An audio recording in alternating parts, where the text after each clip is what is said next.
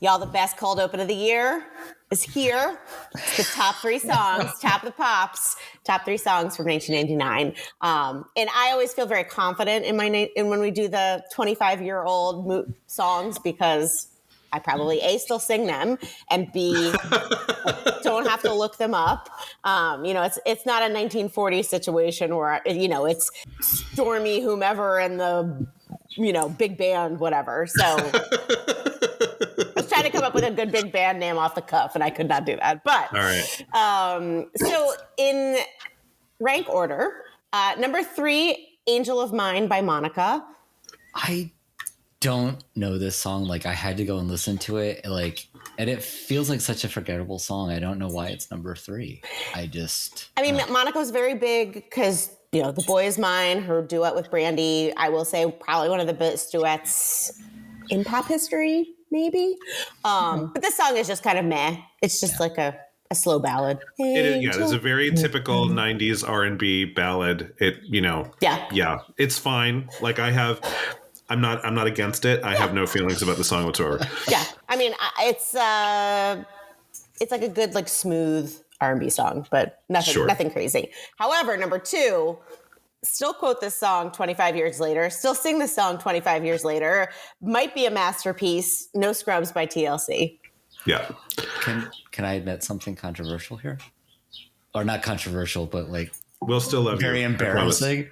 I love this song. For some reason, whenever I hear it, I always think it's Destiny's Child. I don't know. Oh, no.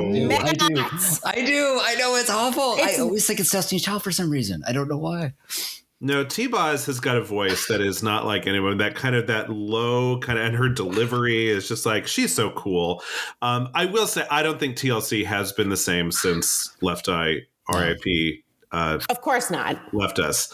It'll just, they'll never recapture that. But yeah, I loves me some TLC. And this was like our mantra. This was my last semester of college, was 1999. And so this was our mantra, all my girlfriends hanging out the passenger side of his best friend's ride, trying to holler at me. And we were like, "We don't want no scrubs." So I was cool back then. Such a budding feminist you were. We were, like, that's what we would go around saying.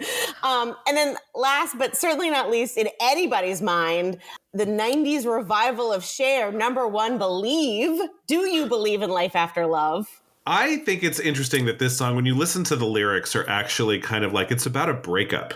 Yeah.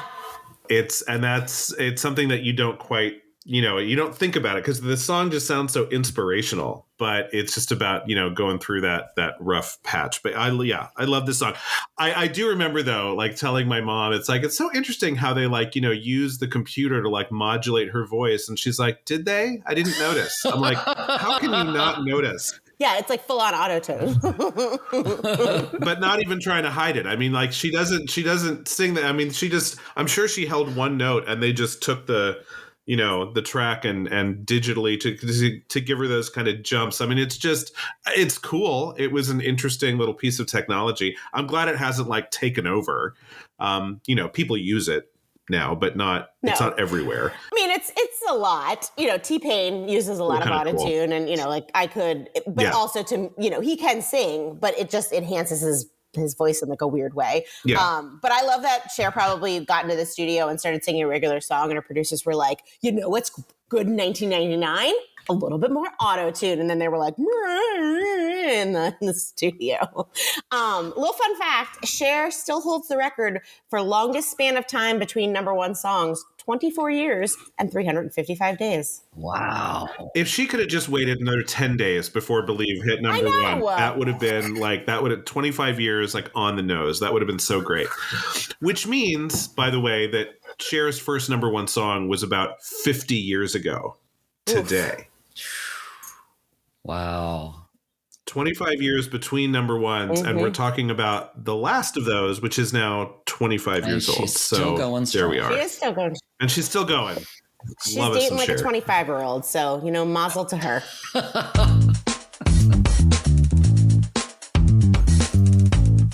Welcome to the Rewind Project, where Allie Matt and Eric take another look at your favorite milestone movies through the lens of our present day.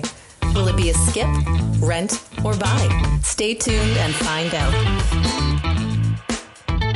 Okay, folks, welcome back to our third film of 1999. This is one that I've been looking forward to for a long, long time.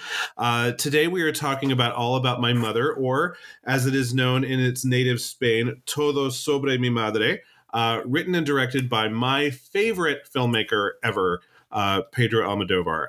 I looked at my library, and I currently own 11 Almodovar films in my catalog that he's made, I think he's working now on his 23rd movie. So he is incredibly prolific, and just keeps churning them out. And really is kind of amazing, like keeps making movies that are different from the ones he made before. And he's in his 80s. So good on you, Pedro. Like, that's awesome. Good for him. Written and directed by very auteur, in the, unlike a lot of the things we do where you have to list off like 5 screenwriters that all got credit on something. He just wrote this in his living room and then took it to the set and went for it. This was Baby's first Almodovar, so I have a lot of thoughts. I think you started on a good one. I mean, I will say about Almodovar's work, he started out making movies like on a Super 8 camera, and he was kind of Spain's John Waters. Mm-hmm. He just did things to just shock people. I mean, he just wanted to make things as shocking as possible. And some of that stuff does not age well at all. And even he would say, yeah, that's something that, I don't pull out and watch necessarily. Although MoMA did give him a retrospective when he came out with his 20th movie, and they showed all 20 of his movies back to front, and then had all of these conversations about themes and everything kind of going forward. But he kind of reminds me, with all the problematic stuff taken out, kind of Woody Allen. How like Woody Allen, because we did a Woody Allen movie on this pod once, but it was one of his early movies. It was kind of silly. And we all went, meh.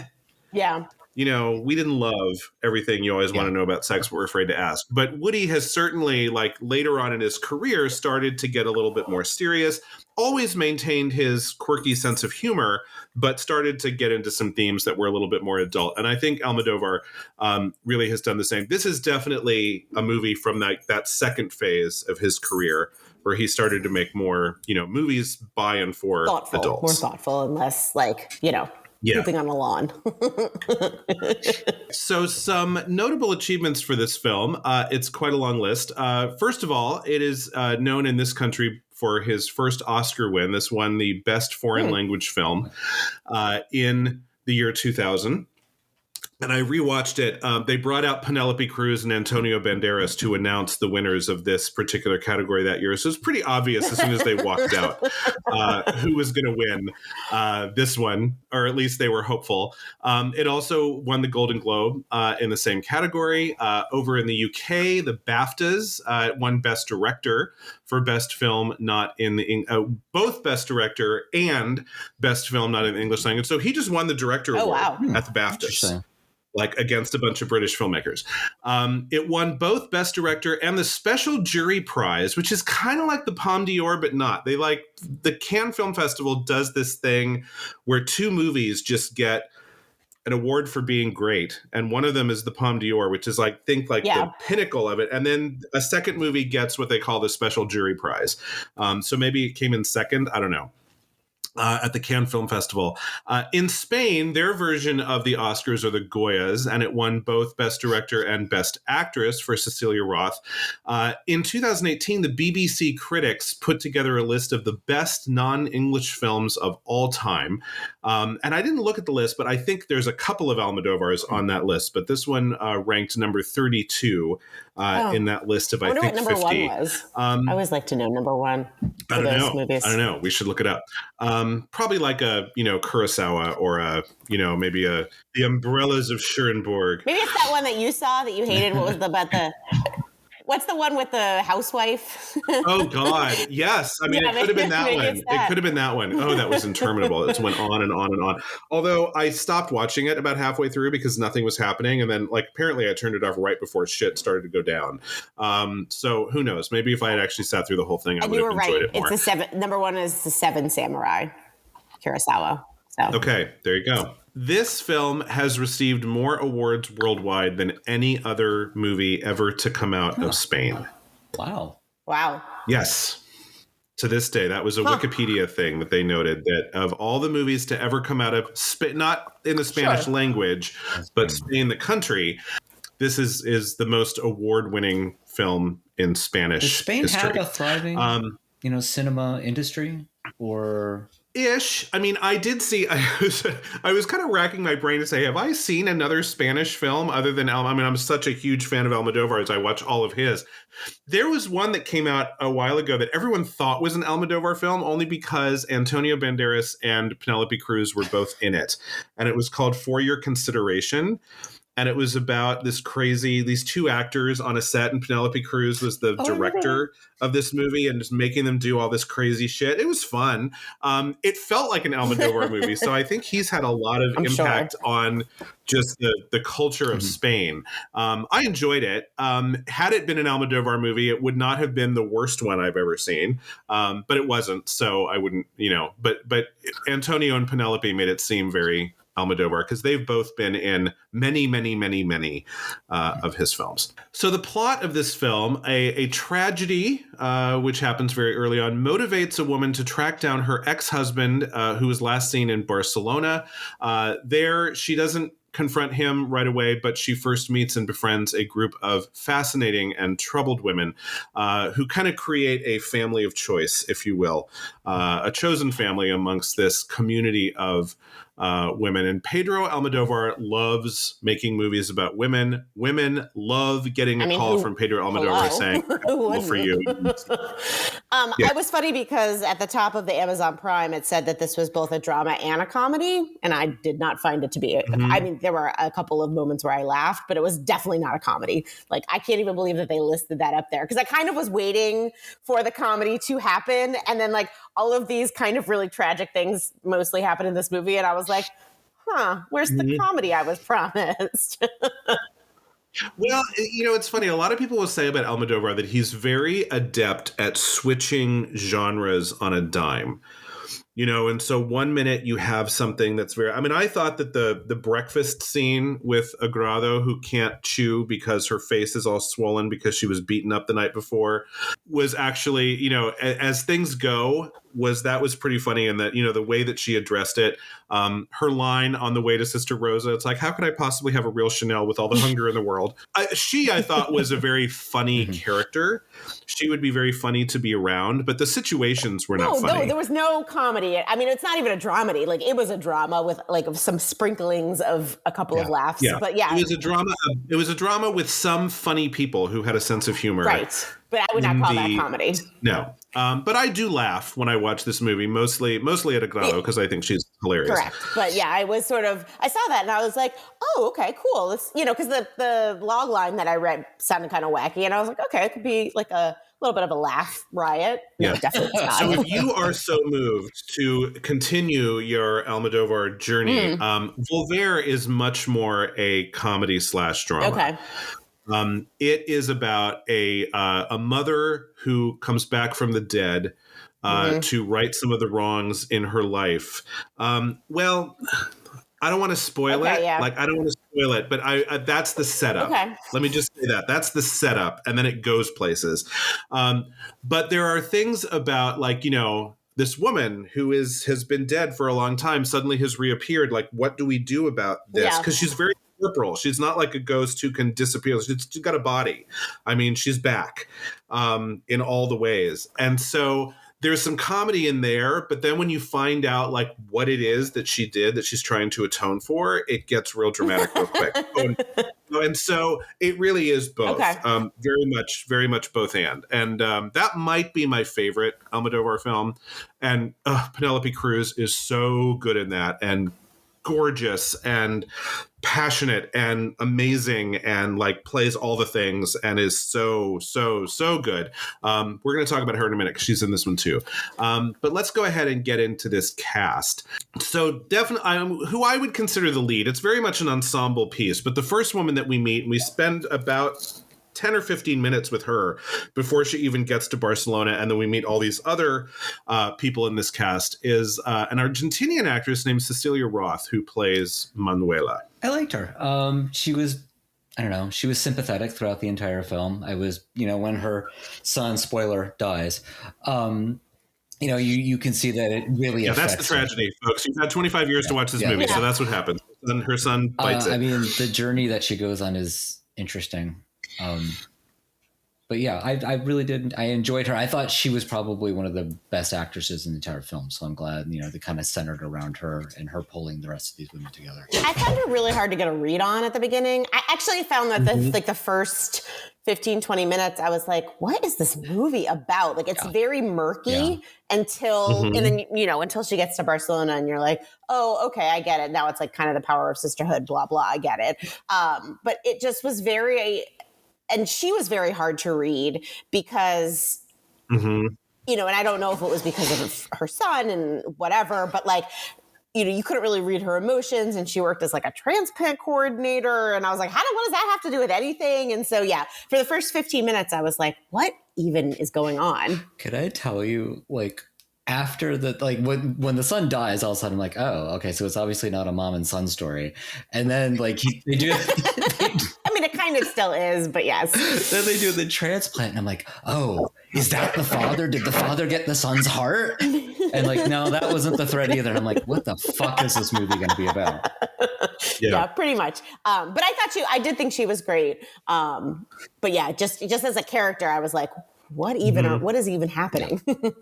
What I appreciated about her, and this is as much the writing as her performance, but the fact that, she's so deep in her grief, right? When her son, that great scene when she just played out like the role play of how to, try to get a family member to agree to, organ donation. And then the same two doctors come in to tell her that her son is dead. And obviously the two scenes are very, very different from one another because this second one is real. And then she's just like, she's grieving, she's inconsolable. She gets to Barcelona and it feels like she just kind of takes a deep breath and just is like, okay, now I'm on a mission and I've got stuff to do.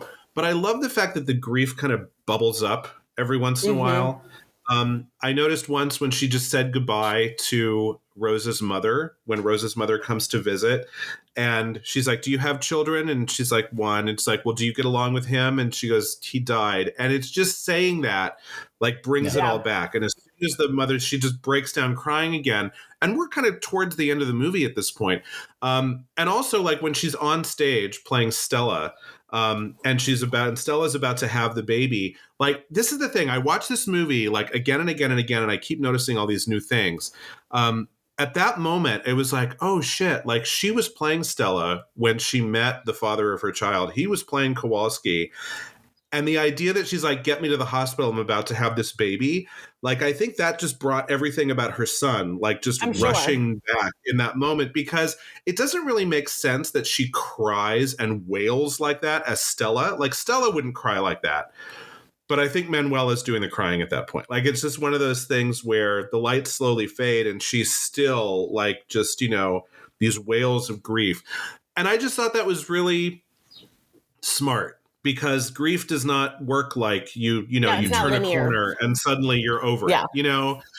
It circles back on you occasionally. And I just thought that was a nice touch. And again, that's as much Pedro as it is Cecilia, but I thought they did a really good job of kind of bringing that out. Side note, I cannot wait to play Blanche. I was very excited to see so many streetcar scenes. It's like, here's I'm ready. actresses. I'm ready. Most actresses really would love to play Blanche DuBois. There are some that I've met who are like, oh no, I'd want to play Stella. No, ma'am. Mm-mm. Like it's just, they're two great roles in this thing, and like I think you're either a Blanche or you're a Stella, but Stella's just not like it's clearly the play is very Blanche versus Stanley and Stella, but Stella's not this like uninteresting person in the middle that they're fighting over. She's like Stella's got some stuff. Yeah, she's not a cassette. she's got some inner demons of her own. But yes, I'm ready to play Blanche. Yes, Call me. Exactly. Call me. Okay. Done. Next up is probably the most famous to any American who's watching Almodovar for the first time. Penelope Cruz, who's quite well known on this side of the Atlantic as well, plays Sister Rosa, the HIV-positive pregnant nun. As one does. Gosh, she was sure luminous in this movie, wasn't she? She's beautiful.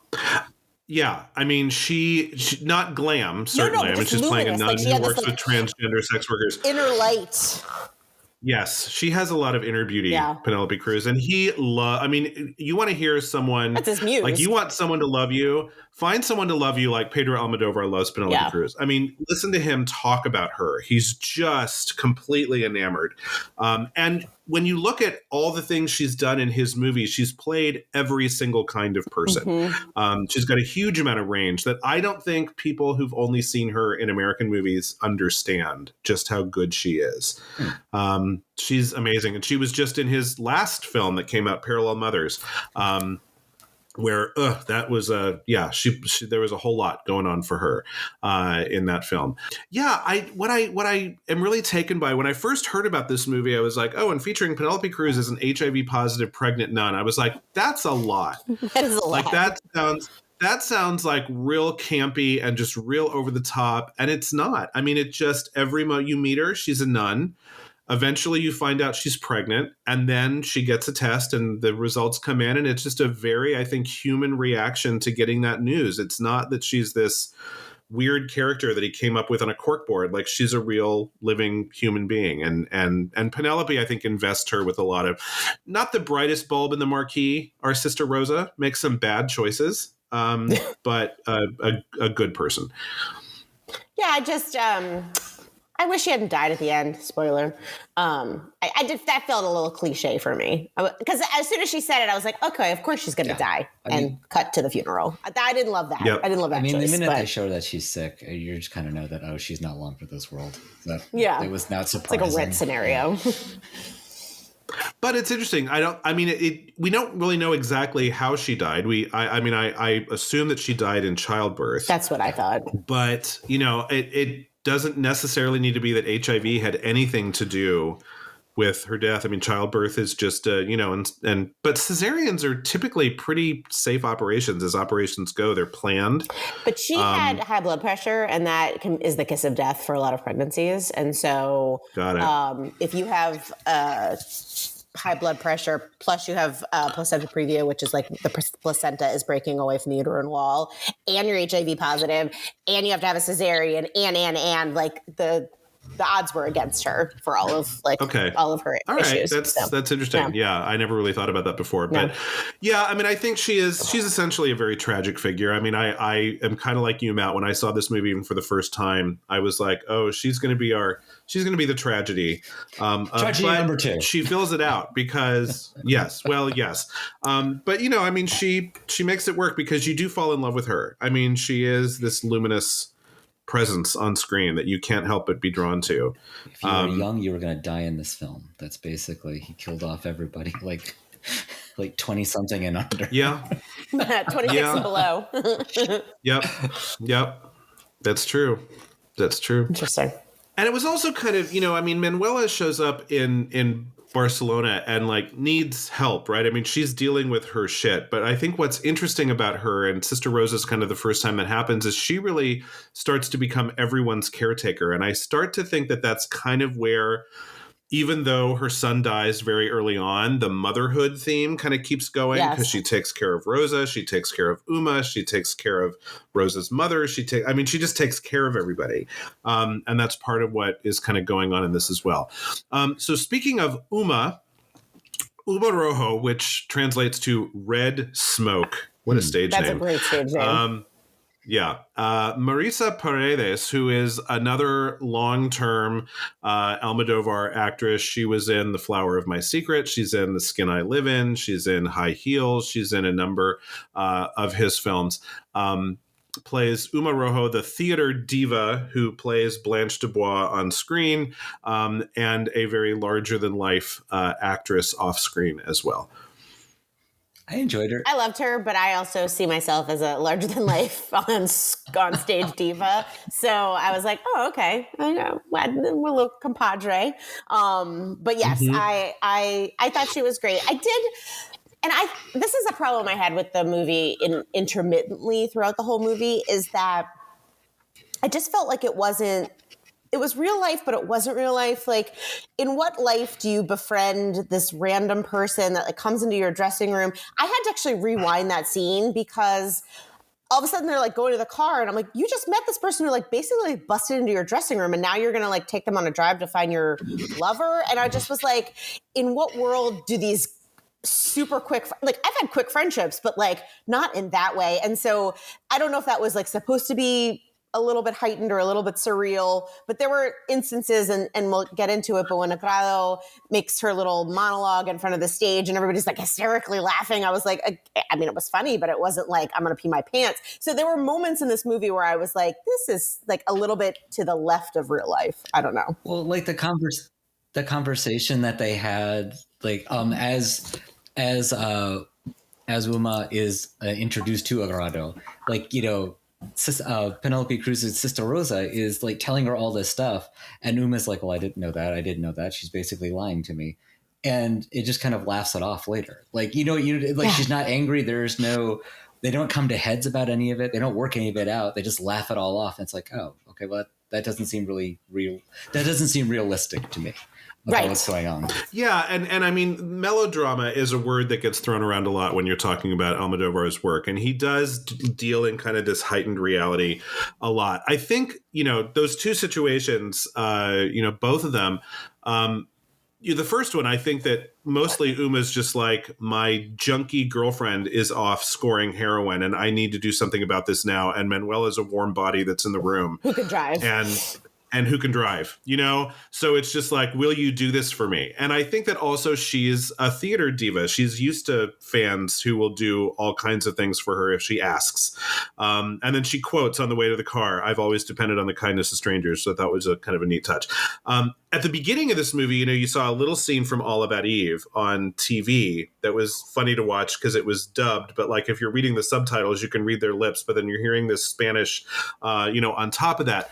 All About Eve is a story about a woman who kind of becomes the assistant to a big Broadway actress. And so I think that was kind of dropped in there, just like Moments of Streetcar kind of dropped in there to kind of provide these interesting mirrors into these stories. And so I think that was also kind of, Pedro was looking for a way to do that.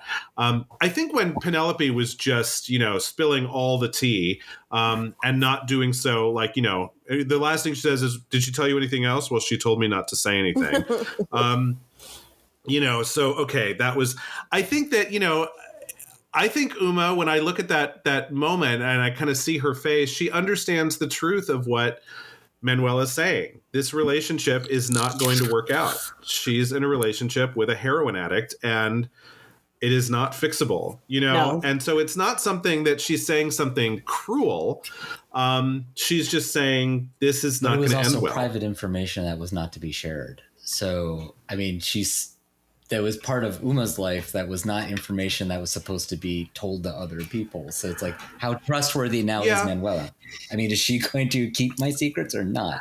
Like, well, at the time, Uma thinks that Manuela and Rosa are sisters who live together. So it's kind of, you know, and she does say at the end, she told me not to say anything. But then she also finds out that they're not sisters. And it's like, okay, so what about this woman? There's no real consequences. Yeah, there's no consequences to anything. Yeah.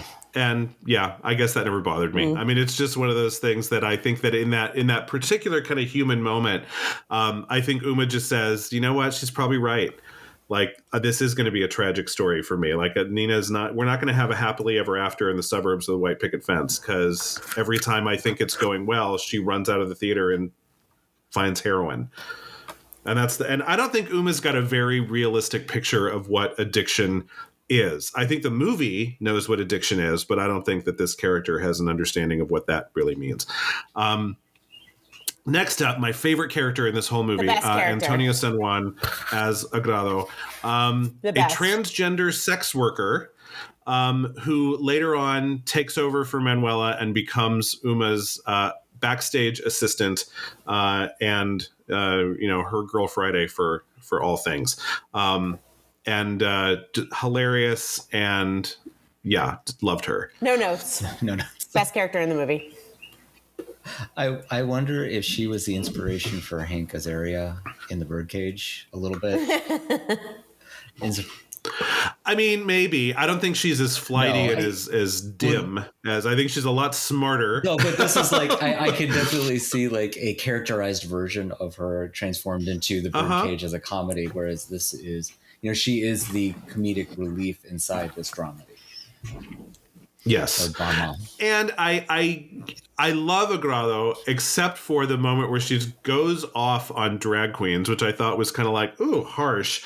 But at the same time, there are a lot of women who don't like drag queens for various reasons. So I think that's, Pedro Almodóvar loves drag queens. If you watch a lot of his other films, you will see that. Who doesn't? I love so that was kind of an interesting moment. I know. I mean, drag queens are just fun. But Agrado kind of takes it personally that there are men who dress up as women, but then just go, where she has spent her entire life trying to become who she really is. She's committed to the bed. I think it's one of those things. Yes. And I think it's one of those things that it's like, it's not really an apples, oranges kind of situation, Agrado, but that's, okay. And I do love her curtain speech, which I always thought when I watched this movie that she probably spoke for about 90 minutes. I mean, we see, a little clip. I think she gets out there and she gives people a night in the theater, as opposed to just that little bit. But that closing line, I just think is so, and I've heard a lot of trans people quote that part of the movie, that bit about, it costs a lot to be authentic and it's not something you can be stingy with, because the more authentic you are when you become the person you've dreamed yourself to be. It's just a lovely statement and so ahead of its time. You didn't find any Hollywood movies kind of taking that approach with trans people in the late 90s, no, for sure. as we will be discussing 3 movies from now, where it was all just pain. Oh, I was like, what's in 3 movies? Yep. Yeah. A very different treatment of the trans experience is going to be 3 movies from now in 99.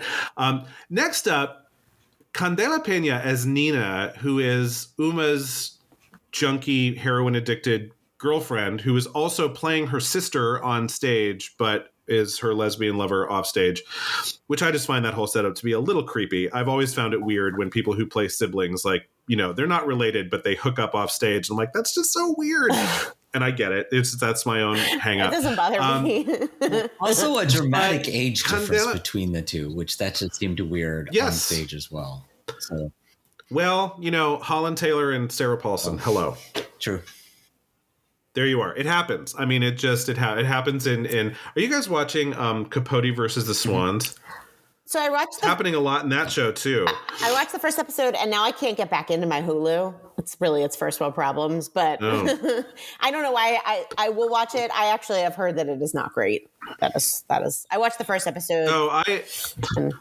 I like it. It's not a thrill a minute. It's a very kind of, slow, deliberate exploration of, and it's not bitchy, campy feud. Like it's not that. But I do think it's interesting. Anyway, Candela Peña as Nina, when I was looking through all the awards that this movie has won, she scored a lot of nominations for this movie. What? And I'm like, why? I didn't like her. Like she's just like her Nina. Character. I didn't like the relationship. I mean, it's hard to play. I know it's hard to play a person that like nobody likes in a play or a movie. I get that. Mm-hmm. And so you have to try to take that thought process out. But she didn't do anything for me. She's also barely in it, though. I mean, she's only in it a little bit more than Lola. So yeah, I mean, she got 3 nominations and 1 win. Now the win was to honor actors who are specifically from Catalan, which is a corner of Spain. I mean, that's very niche. So that's a very niche award. And I'm sure that not a lot of Catalan actresses made movies that year. So they're like, oh, look, she was in this movie, so let's give it to her. But she did get 2 nominations for Best Supporting Actress alongside other actors in this movie that were also nominated. But still, I thought I would not single her out. No. For a nomination, really for any, I mean, on top of Penelope, Marisa, and Antonia, I was like, those would be the 3 who would get a supporting actress nomination from me. The one scene I did enjoy is when she gets high in the bathroom and then has to go from pregnant girl to young mother, and she's having that conversation with Agrado. But again, that's because Agrado is hilarious. And she just did heroin in her bathroom, and she's like, don't throw up on stage. It's like, they'll think it's because I'm pregnant. It's like, but you're not pregnant. Really pregnant in IRL. You've given birth to a doll, which I thought was such a great line. Yeah, I mean, that was her best scene. But again, that was 100% Agrado, who is like the best. Yeah, that just was kind of like a blah character. Yeah. Another character that isn't in it much, but got a lot of notice when I was reading all the reviews and stuff. So I put her in the thing. But then when I watched it again, I was like, oh, she's in this movie more than I remembered. Was the nameless character who is just listed in the credits as Madre de Rosa, which Rosa's mother, whose name is actually Rosa. Rosa Maria Sardá plays Rosa's mother, who is not really the nicest person in the world. I think she eventually has a turnaround, but it kind of happens off screen because we only just kind of hear about it secondhand in the very last reel. I mean, they're obviously people of means, and she's like a high society. She's probably not very happy that her daughter has become a nun instead of, doing something else, because then she's not going to have grandchildren. Spoiler, you do. So I don't know. Yeah, she was not a likable character either. And that was one of the other things that bugged me with this movie, is that at the end of the film, 2 years later, all of a sudden we just wrap everything up with a really nice bow, and she's actually a changed person, and you're coming back and she's going to love the grandchild now. It was just really weird. Like, I would have stopped the movie before the 2 years later, because you didn't need it. Like, just having her take the kid and going off to start her life again, that would have been a good ending to the film. That the 2 years later, it was just kind of like, okay, so there are no consequences. You can steal a child for 2 years and come back and everything's fine. Really weird. Well, she didn't steal it. Penelope Cruz was very clear in her last wishes that she wanted Manuela to raise this child. That's fine. There's no will. She stole the child. Is there paperwork? Yes. Yeah, exactly. I was like, she's just taking this baby. And I was like, the grandparents would have more of a claim over this random woman. Yeah. Yeah, probably. I mean, if you want to get legal about it, sure. I can't suspend my disbelief for that. I was like, what is going on? And what I thought was interesting about this character, and I thought she was going to be more interesting than she was, is she has that sort of offhand comment to Rosa where she says, I don't want a stranger to see me forging Chagall's. So she's forging paintings. Mm-hmm. She's forging, and like, that's interesting. Where does that go? Nowhere. Like, does she have a thriving business? Who is she selling these paintings to? Who's coming to her studio? Does she really pass them off as a Marc Chagall? Like, that was very interesting to me, and then never mentioned again. Yeah. Yeah. Just, okay. Okay. Or is it a hobby? I mean, yeah, right. you don't really know, but it's just, and I'm sure I just because of, everything I've read about him, Almodovar probably read something about, some society matron who on the side forged Chagall. He's like, that's interesting. I'm gonna squeeze that into one of my movies. It's very interesting. And so he just did. Why not tell us more about that? Yeah. I mean, he gets a lot of inspiration just from like this random little, clips he'll read in a newspaper and be like, oh, that'd be a great movie. And he'll like explode it into this huge she's thing. Also a mother too. So why not have her be a more interesting character so we can see a small story arc with her, where at the end, if you want her and 2 years later to be okay with, this woman coming back with her grandchild, you get to see why she would do that. I just don't see this woman. She's very one-dimensional in this film, changing her mind. I mean, she seemed one-dimensional to me, except that I love the bedside scene with her daughter. She's not as much of a hard ass in that as she was before. And you can see that she doesn't really know what to do. She's very perplexed by this. Again, it's not the life that if she could have planned out Rosa's life, this is not what it would have looked like. but here she is. And she's like, she wants to do the best, but then she just doesn't know how. She doesn't know what that is. She doesn't know what she's supposed to. And on all Sister Rosa can say is just don't make it any harder for me than it already is. And she's like, okay. But I kind of see a little bit of a turnaround when she says, I'll be back for the surgery. And Rosa's like, you don't have to. And she's like, no, I want to. You're my daughter. This is my place. You know, and so you see her making a little bit of a shift, not completely. But again, you know, people don't turn corners and then everything is completely different. That's not the way life tends to operate. I guess I don't know. It fell flat for me. I just didn't make sense. And she wasn't the major character of this thing, but I just thought it was, I mean, I did see kind of seeds planted for her to be, you know, and I think that if again, something happened off screen where also, I mean, they probably should have made it clearer, you know, that Penelope said, if anything happens to me, Manuela's taking care of, you know, this child and Mom, I want you to agree with that. And also Mom probably would have said, fine, because I'm taking care of your, you know, father who's deep into dementia. And that's a full-time job on its own. You know, so I don't know exactly how that went down, but it made sense to me from a thematic, from a character standpoint that Manuela is going to raise this child. That made sense. I mean, maybe some of the details should have been ironed out maybe a little bit more on screen so that we could see that. Last on our cast list, and I only included this person because it is so interesting to me that Pedro Almodóvar went to great pains to make sure that he cast a trans woman to play a trans woman with agrado, and then turned around and cast this dude who usually, I looked at his IMDb page, plays like hunks in things. I mean, like he's not a bad looking guy. Yes. You know, he is not paid for the jaw reduction that Agrado talks about in her one woman show. As Lola, this gentleman named Tony Canto, who, by the way, one of the awards that is on the IMDb awards page, the Yoga Awards, which I think is just a play on Goya, but apparently Spanish cinema also gives out something akin to a Raspberry Award, and Tony Canto won the Worst Actress prize for playing Lola, got a Yoga Award in Spain. He's not an actress, but okay.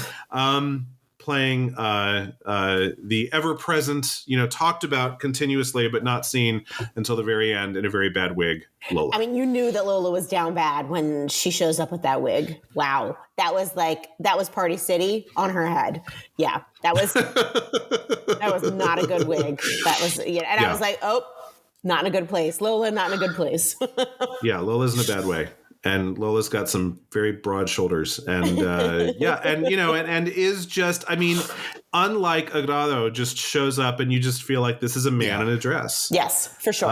I wonder if the movie would have been better if Lola never shows up, and if at the end when she takes the child, she's on like Godot. Yeah, she's like on the hunt to go find Lola so that Lola can meet her other son because she never got to meet the first one. So you know what I mean?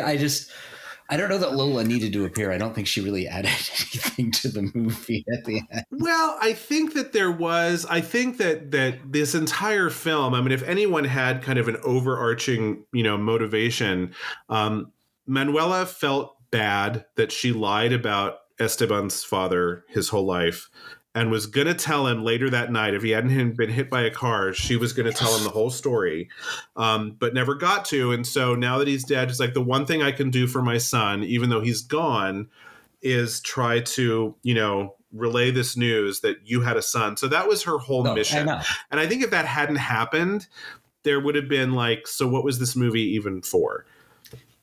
I kind of was asking that at the end of the movie anyways. These slice of life films are not my cup of tea. Like we said, there was no consequences. There's no lessons learned. There's like, this just was kind of lost on me. It wasn't a bad movie. I mean, it was interesting. It kept my attention the entire time, but slice of life movies are just not, they just don't sit well with me most of the time. I love them. That's just, you know, I love the ensemble drama. I love putting all these interesting characters in a room together and just kind of seeing what happens and how they all work together and kind of, and where they all end up. And I did, you know, that the 2 years later scene, it's the facts that are relayed about the fact that this child has, neutralized the virus, and, they're there for an AIDS conference, and that's all well and good. And Rosa's mother is now a decent human being. And like, those are like little details, but I did want to see Uma and Agrado and Manuela in the same room again. Kind of, to me, the important thing that was happening was that they were reuniting, and their friendship, you can kind of see the state of their friendship. And again, Agrado had another great moment where she was like, oh, Nina went back and got married and she had a baby and she's fat and horrible and gross. that was satisfying. It was just like such a great moment. I mean, it's like, what a great friend. It's like, there's one thing, some friends hug, other friends say, oh yeah, that woman you hated, she had a really ugly baby. I do both. I hug and I talk shit. Yes. As Dionne Warwick would say, that's what friends are for. That is what friends are for. That's the best. Or like, when you break up with somebody and then, they get a new boyfriend or girlfriend, and then your friends are like, they're so fucking ugly and dumb. And, it's like what you need. So one of the things that I kind of wanted to get into with this film is this whole idea of, this clearly a women's ensemble movie, and kind of what are we taking from it in terms of what is this film saying about women or femininity or motherhood or being an actress, or kind of all those kinds of big themes that are being, it seems to be, there's so many different kinds of women in this movie. Are there any kind of common threads that came through for you guys? As a woman, famously, no, just joking. What I did like about this movie is that I have a very amazing group of extremely diverse friends, and having that sisterhood of friends is very important to me, and something that I've worked to cultivate when I'm not in DC or when they're somewhere else, and so I enjoyed that, because I do think that women having this sort of sisterhood, having, like you said, Eric, having the friend that'll hug you, having the friend that'll talk shit with you, having the friend that'll like take you out for a drink. And, I have all of my friends fit different places in my life, but they all fit together.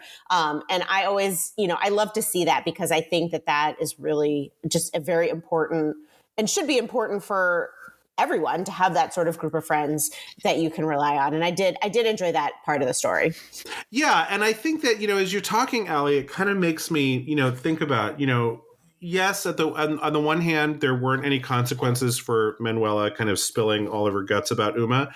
But at the same time, it's like maybe we're kind of conditioned to want to see all these women get into a big catfight about something. And maybe that was part of the point, was that, we're going to see these women who just don't do that. I was watching the cast of Ocean's 8 was on the Graham Norton show when that movie premiered, and I saw a clip of it, because when I'm bored, I fall down a rabbit hole of Graham Norton videos on YouTube. That's just what I do. But they were all saying, like, there were so many stories that came out about all the catfights that were happening on set, and all these women were like, no. Yeah.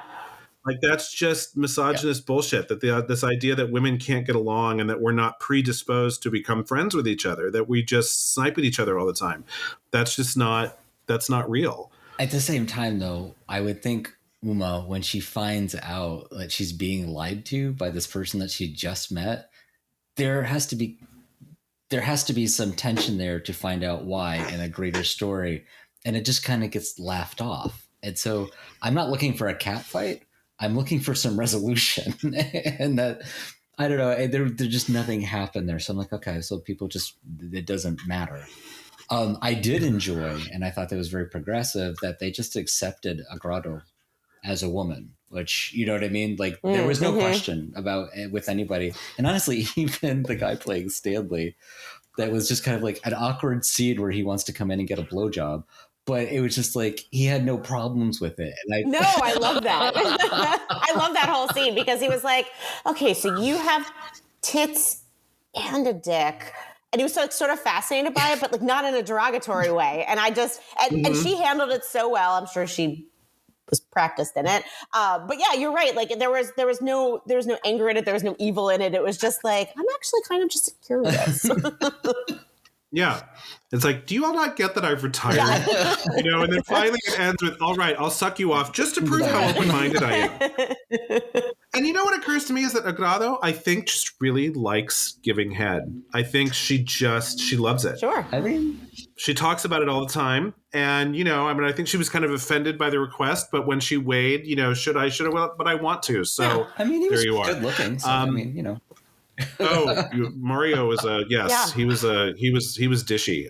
But yeah, it just, you know, it really does not isolate Agrado from the rest of this women's ensemble movie. She's one of the women that he is exploring, and in a way that Lola really is not. And in fact, Pedro Almodóvar had said, like, to him, Lola is still a man. And he never said that's why he cast it the way that he did, but that seemed pretty obvious to me, that he wants you to think of Lola as someone who's still got some of that male energy that kind of uses women and is kind of entitled and is in the center of his own universe, as opposed to these women who tend to, you know, they stand up for themselves when they need to, but they also are there for others, and they're much more generous than men typically are in his world.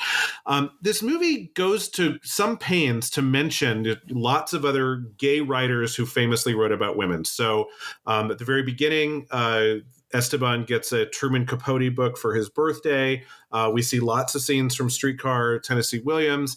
At the very end, we see a scene from Blood Wedding by Federico Garcia Lorca. All of these are gay men who made quite a bit of money telling women's stories. Do you think that there's something to that? Why do we see so many stories about women kind of authored and created, and in this case, filmed by kind of this gay male point of view? I don't know. I would speculate, because I can't say for certain. I would speculate that it's because gay men have been, I don't want to say abused, but have been put down by straight men for a long time, just like women are. They're put in a box. You are not. They're subjugated. Actually, I guess is the best term to use there. They, and they're not treated like real men. Just because they are different, and they're treated as like lesser, just like women are a lot of times. And I think they see a lot of similarities in their place in the world, or used to. I think things are changing for both a lot now, but I would say that's probably why they can relate to some of the things that women go through. And a lot of times your mom or their mother is probably the person that accepts them for who they are the most, so they build a stronger bond to a woman than they will ever a man. Mm-hmm. So that's I would speculate that's why. I don't have anything to add to that. I think that's probably true. I mean, as a woman with many, many gay male friends, there's something simpatico there. And, I treasure those relationships, and I hope they treasure mine. And I don't know, it's something that's always been just very easy, which in any sort of friendship, that's what you're looking for. You're not looking for something hard, but LOL. Well, that's what she said. But unless you're going down, unless you're a grado.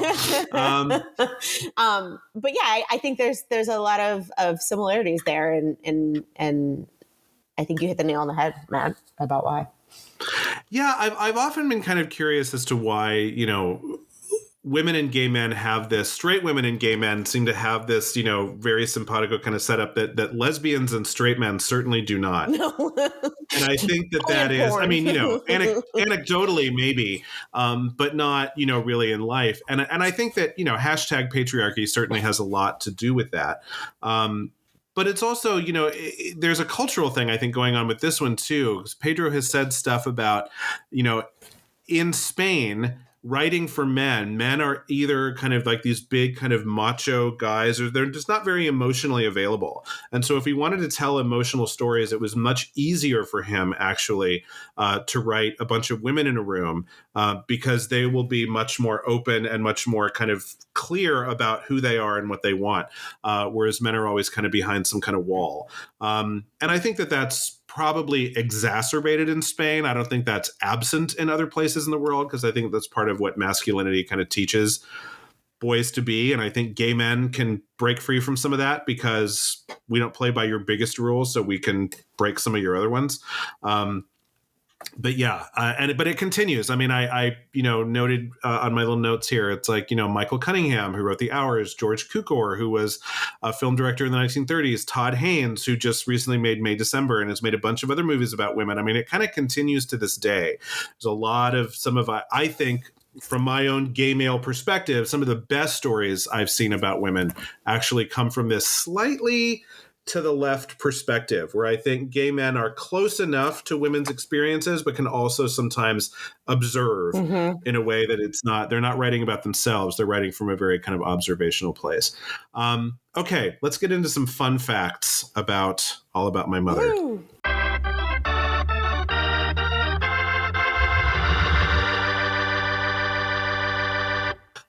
Agrado's monologue in the theater was based on a real event. Again, I think Pedro probably saw this in a magazine and went, ooh, I'm going to put that in a movie someday. And he found a place to do it here. Lola Membrives was an Argentinian actress who, in Buenos Aires, once the electrical system in her theater failed, the play had to be canceled. So she agreed to stand on stage under a single spotlight and tell the audience her life story if anyone wanted to hang out and not refund their ticket exchange. And she just did that for 90 minutes. She just kind of said, here's my life, and put it all out there. And so that was kind of an event in theater history. I never heard it before. I did my research for this film. But apparently if you're, I think in the Spanish speaking theater world, that's probably something of a bit of a legendary evening. Like, ooh, I was there the night that Lola told us her whole One night only. And it was amazing. One night only. Another little homage in this movie, in addition to All About Eve and Streetcar, Opening Night is a film by John Cassavetes, the trash husband from Rosemary's Baby, who is also an independent film director, made a lot of movies starring his wife, or at least partner. I know that he and Jenna Rowland were together for a long time. I think they were married. And one of her films is Opening Night, and it's about an actress who's opening a Broadway play. But it opens with a fan who gets run down by a car in much the same way that Esteban is killed. So anybody who's familiar with that movie and knows how much of a cinephile Pedro Almodóvar is, apparently it's pretty clear, the way that it's filmed, that this was a fairly direct homage to Opening Night. Question. I mean, was Esteban's lack of impulse control, was that supposed to be kind of similar to his father's desire to just run off and keep doing things without, regards to other people as well? I mean, did he get that from his dad? Is that what we're saying here? Because that just seems like an odd point too. He's all loving his mom, and then all of a sudden, but I need this.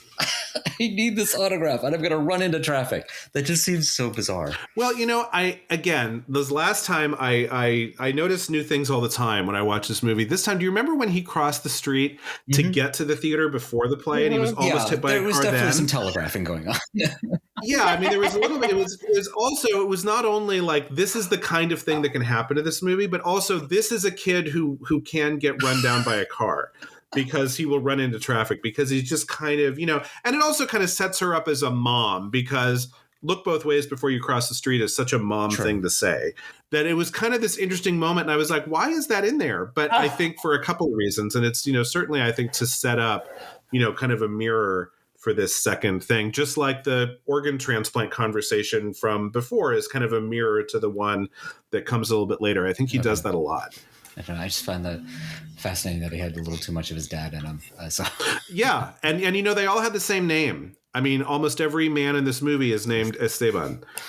Esteban. Unless you changed your name to Lola, didn't have one, which one of them did. Both of his children were both named Esteban. So, they were all kind of a piece, maybe. Almodovar changed the ending of A Streetcar Named Desire, or you might say use the ending of the movie instead of the ending of the play. The play is very clear about the fact that Stella either does not believe Blanche or claims not to believe Blanche. When Blanche says she was raped by Stanley, she is absolutely staying in that apartment with Stanley. Kim Hunter, the original Stella, hated the ending for the movie. She's like, Stella would never leave. That's not who she is. That's not, that's just not part of that character. But the Hays Code of 1951 demanded that Stanley be punished for raping Blanche in some way. And so his wife leaving with their child was the way that they decided to do that. And Pedro Almodóvar uses that ending in his version of Streetcar, even though it's the play version in this time. And a lot of people think it's, again, to provide another mirror so that Stella's story somehow mirrors Manuela's story, because she also left with the baby earlier on. The central plot of All About Eve, which is also, we've talked about this, which is shown in the beginning and then mirrored a little bit later on when Manuela becomes the assistant who then understudies and eventually makes it on stage. All of that takes place in All About Eve as well. But while Eve Harrington is this evil sociopath who just wants to obliterate Bette Davis from Broadway history and basically take over her life, Manuela's just like, as soon as it causes a ripple, she's like, yeah, I'm out. Agrado can take my place and you're still my friend. And that's just not, so it didn't go full All About Eve in that instance. In the Criterion Collection's review of this movie, ever since we talked about Fight Club, I've just been obsessed with these weird conspiracy theories that happen around these movies. There's a conspiracy theory about All About My Mother that because we see Esteban write Todo sobre mi madre in his journal, and then we see that great shot where the pencil is writing right on the camera lens.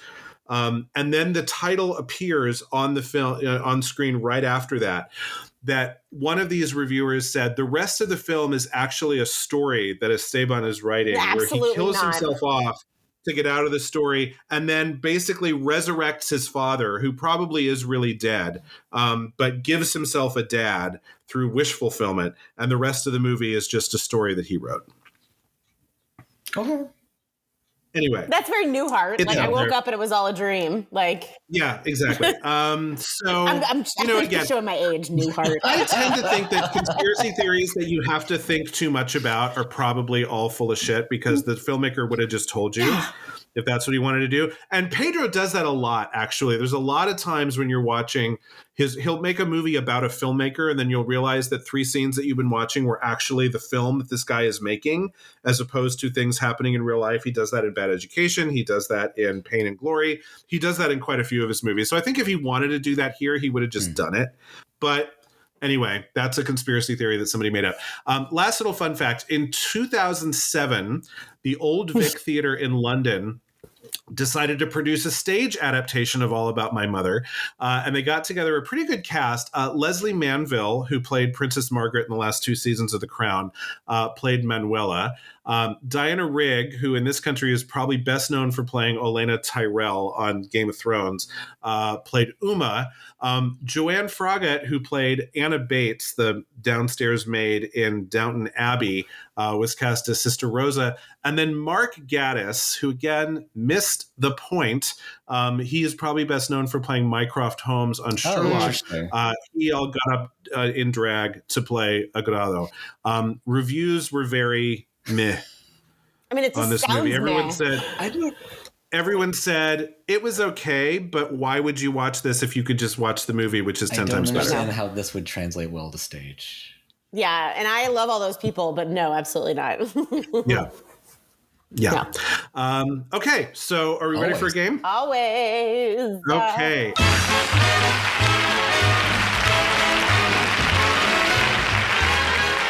This game is the inevitable American remake. Moviegoers in America tend to not like to read. Therefore, someone has greenlighted the English language version of All About My Mother, and by some miracle have convinced Pedro Almodóvar to direct it himself. So we're definitely getting the Almodóvar treatment of this movie. It's just going to be in English with an English-speaking cast. So my question for you is, who's going to play some of these lead roles in the film, mostly women. And this was interesting. I didn't mention this before, but this is the one Pedro Almodóvar film that doesn't take place in La Mancha, which is the village that he grew up in, or Madrid, which is the city he now lives in. It's the one time he went to Barcelona, which is a city on the coast. I love Barcelona. It's known as being, both heavily Catholic, but also has a big queer community, like all those kind of things coming together. He just thought that Barcelona was a better setting for this. So as we're thinking about an American remake, we might need to think, if Pedro wants this film to be set in America, what American city is going to stand in for Barcelona? So, Allie, I'm going to have you go first and tell us all about your American remake of All About My Mother. Okay, so this is my American remake, and I tried to be as true to the movie in terms of I wanted to cast Latinx actresses as best as I could, and also trans actresses. So to keep it in the spirit. First off, this is going to take place in Miami, probably the closest to Barcelona that we have here in America. Barcelona is fabulous. If you have a chance to go, you should go. Okay, so I'm actually pretty proud of my casting. So my Manuela is going to be Eva Longoria. Solid. I don't love Eva Longoria, but I think she would be good in this part. My Rosa is going to be Jenna Ortega. I think it would be nice to see her in less of a cranky sort of role and something that's a little bit more angelic, perhaps, a little less Wednesday and a little bit more, nice person. What was Wednesday's roommate, Enid, who was very flowery and sunny and happy? Yeah. Yes. My Uma is going to diverge a little bit, but I think this is a perfect role for Catherine Zeta-Jones. Oh, I like that. Right? I feel like she's sort of fallen off a little bit. I love her. I will always love her. And I think that this is the boost that she needs. My Agrado will be Harry Neff, who you've seen her in a million things. She was in Barbie. She was in And Just Like That. She was in The Idol. I probably am the only person that watched that. But she is a trans actress and she is phenomenal. And I think that she would really kill it. She would kill it. And I think that this would be the movie to make her go mainstream. My Nina is going to be played by America Ferrera. So kind of the opposite. America Ferrera always plays these lovely, nice women. And so she's going to play real shit in this movie. My Rosa's mother is going to be played by Rita Moreno, obviously, because she's a little bit on the older side, but I feel like she has that kind of that gravitas that you need in this movie. And then I did cast a Lola. She's a little young for Lola, but I like her. And I think that she could do something with kind of a tiny part, but Michaela J. Rodriguez, who's been in a lot of things. So I think she would be a good Lola. And the one thing that I'm going to change, so instead of Rosa having HIV, which thankfully has been under control for a long time, she is going to have cervical cancer related to her HPV. So I still gave her a sexually transmitted disease or infection. I guess you're supposed to say STI now. But just updating it a little bit. So that's my All About My Mother American version. Okay, Matt, you're up. Well, I had to figure out the city first because I figured that was going to change your cast. And so what I did is I positioned this where the movie starts in New York, kind of like this movie started in a different city, and then she moves to a different city. So she starts in New York and then ends up in DC. DC has theater, so I can see theater coming here. We do have a trans community here. I mean, we have. So I thought this actually might make a lot of sense. So my Manuela is going to be Zoe Saldana.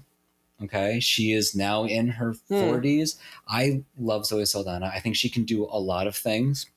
And I want to see her in more dramatic roles. My Huma, I'm bringing back Penelope Cruz.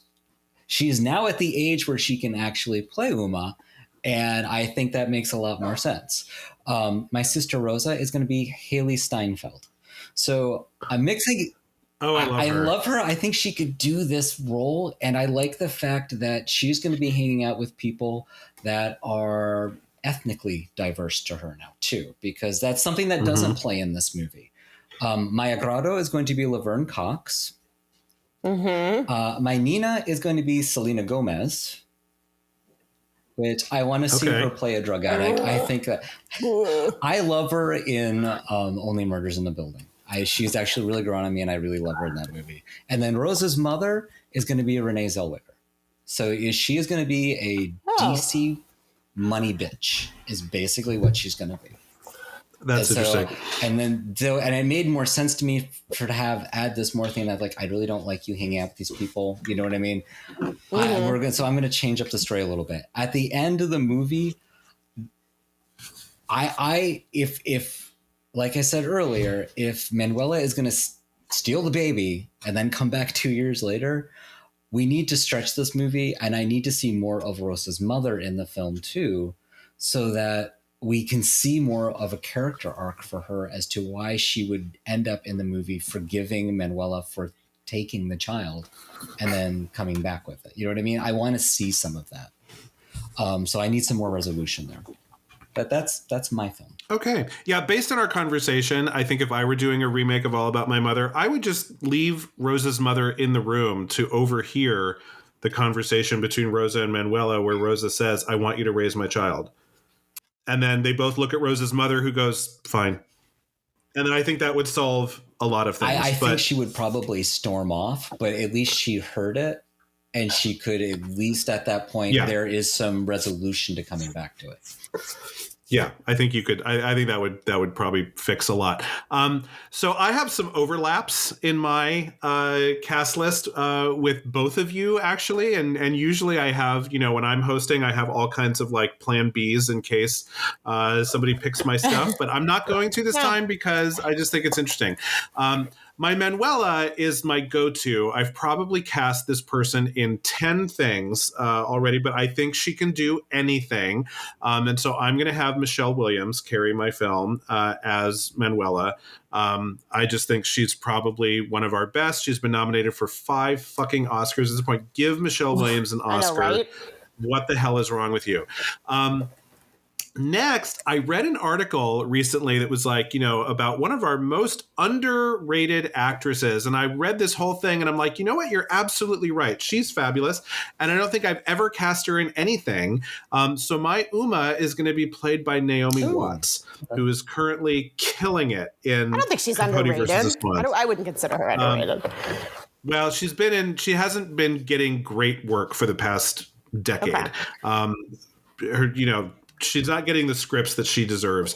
And this whole article was basically saying, Capote versus the Swans is actually finally giving her a role that's worthy of her talents after a long, long time. And we're all kind of rediscovering how great she is.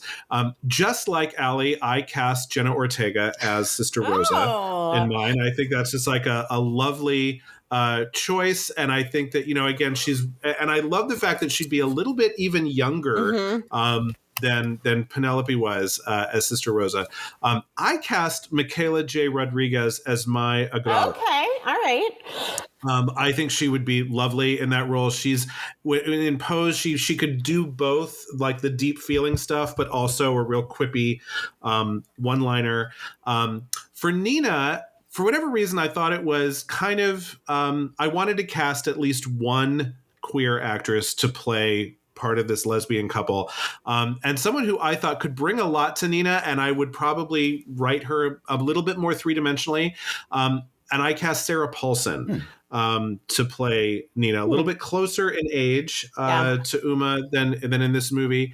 And like Maddie, I brought back Penelope Cruz for this movie, but to play Rosa's mother. Interesting. So she could play the mother of the character that she was before. And kind of, pass the torch, if you will. And again, I think Penelope is so good that you could just say, Penelope, I need it to live behind your eyes right now that you forgive your daughter. And I think she can do it. I mean, if you just ask her the emotion you're looking for, she can just put it on her face, and folks will get it. It's funny, when I was picking my city, my original immediate thought was San Francisco, and I thought, well, that's too obvious that San Francisco is but it's so funny that neither of you chose it. I didn't even think about San Francisco. So I went with my next choice, which is New Orleans, Louisiana, because I thought the streetcar scenes could be really interesting if you play it against this backdrop of they're doing it actually in New Orleans. And the French Quarter just has this look to it. That I think that if you put something there, you could just let all of that New Orleans flavor, really into this film. There's this great T-shirt, by the way, they sell in New Orleans, and it's a quote by Tennessee Williams that says, "America only has 3 cities: New York, San Francisco, and New Orleans. Everything else is Cleveland."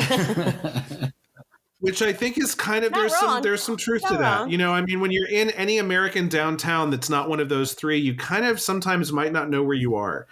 I was in downtown Indianapolis a couple years ago, and I thought I could be anywhere you could, in America right now. For sure. Honestly, I don't know where I am. So that's interesting. Okay, we are going to wrap up this episode of the Rerun Project, as we always do, with a little game of skip, rent, or buy. Skip, quémalo con fuego, or burn it with fire. I just, not interested. Rent, disfruté de la visita, pero no deseo vivir ahí, which is, I loved my visit, but I would not want to live there. And buy is no quiero marcharme nunca, which is, I never want to leave. I can watch this movie over and over and over again. So we're going to go in reverse order this time. Matt, we're going to start with you. I didn't hate this movie. Which is always a good way to start out a film. Damning with faint praise. Watching it was interesting. It is, if you are a person that doesn't mind subtitles, they fly by fast in a lot of these scenes, which was, for me as I'm a slow reader, that was kind of hard. But overall, I did enjoy the film. I would say it's a rent. I don't think everything wraps up really as well as it should. But the acting was actually good. I enjoyed most of the people that were on screen. It had some nice moments inside the film. So I would say it's a rent. I'm probably not going to watch this again. I will say I will probably watch another Almodovar film. This is a lot better than the first one I saw. But this one actually was a big step up from that movie. So I would say rent it. If you like foreign films, go for it. Okay, Allie? Yeah, I'm not an auteur. I don't love the cinema, if you will. Like, it's a little, sometimes I think it's just like a little bit too. But I would say that I'm a rent for this movie. I liked it. As Matt said, I didn't hate it. I thought I was maybe going to hate it. I did not hate it. I did have to suspend my disbelief for some things where I was like, and it was a little bit, I wanted like more oomph. And I think that this was like a nice slice of life, and it's like very kind of surface level. I guess I was just like looking for something a little deep. But what I did love about it, I did not realize that there were trans people in this movie. I didn't realize that they were going to be talking about HIV. And I felt like I loved how progressive it was for 1999. And I still feel like even in 2024, a lot of movie makers wouldn't even touch these themes, now. So I did love that, but did not expect it. And I, like we talked about, I love that, the fact that Agrado as a trans woman was not even like a consideration. She was one of the gals. Nobody made fun of her. Nobody, I did enjoy that. So yeah, I would say that I'm a solid rent, and I might see another one. We'll see. But it wouldn't be my go-to, this type of movie. And I don't have any problem with subtitles. I love subtitles, and I read as fast as I talk. So that wasn't an issue for me. But so those are my thoughts. You bring awesome. up an interesting point, and I thought that was really interesting about this movie is that, we were talking 1999, we were talking about AIDS and trans people. And actually, it was just talking as like, it was taken in this movie as like everyday life. Nobody made a huge deal about it. Whereas, here, we're talking Philadelphia, like this is a monumental film about gay people and AIDS. And this is just, and how they suffer. And they suffer so greatly and so grandly. But they're just talking about gay people like they're normal parts of society. And it was like, that was actually very, that was a wonderful part of this film. Yes. Yeah, and we didn't even really get into the fact that 2 of these characters are lesbians, and they're a couple. Yeah, didn't even. And that just, the fact that Uma is gay just doesn't even it's so secondary to, oh my God, the HIV, the transgender, the sex worker, the nun, the pregnancy. Like, there's so much going on here, but it's all just life. Yeah. I don't think no big surprise here. I own this movie. I've seen it 12 times. I will watch it anytime anybody wants to watch me. I love this film. I love all of his work. I mean, I think he's just so humanistic. I love the way he doesn't judge his characters at all. He just lets them be. He just accepts people as they are. And I just think it's a wonderful kind of cinematic universe to live in. I would absolutely give up the Marvel Cinematic Universe if I could just, live in the Almodovar cinematic universe all the time. I just love him. So I was really excited to have a chance to talk about one of these films here. So I am definitely a buy. I'm a buy plus on this movie. Next week, we are going to take a big, not even a right turn, a U-turn. Wow. Into a film that could not be more different, but also I remember absolutely loving. So I hope it's as funny as it was the first time. We're going to be talking about South Park, Bigger, Longer, and Uncut. I am also a South Park movie virgin. I've seen probably a handful of episodes, and I did stage Cannibal, which was written by the two of them in college. So I do have some love for Trey Stone and Matt Parker. So I am excited to see this movie. I'm going to probably watch it. I have a bunch of plane rides coming up, so sorry to whoever I'm sitting next to. Oh, yeah, I was about to say, they're about to get an eyeful. Yep. Hey, it's not Team America. Okay. So. Yeah, you're not going to get the felching scene, but other than that, it goes places. Sure does. Yeah, it sure does. It sure does. Okay, folks. Well, we will see you then. Until then, I am Eric. I'm Allie. I'm Matt. Be kind. Rewind. You've been listening to The Rewind Project. You can find us wherever you get your podcasts, including Apple Podcasts, Stitcher, Radio Public, and Google Play. Please subscribe and rate us. It helps a lot. We love your comments and questions. You can find us on Facebook, Twitter, and via our new phone number at 202-618-2402. Thanks for listening. Be kind. Rewind. You believe.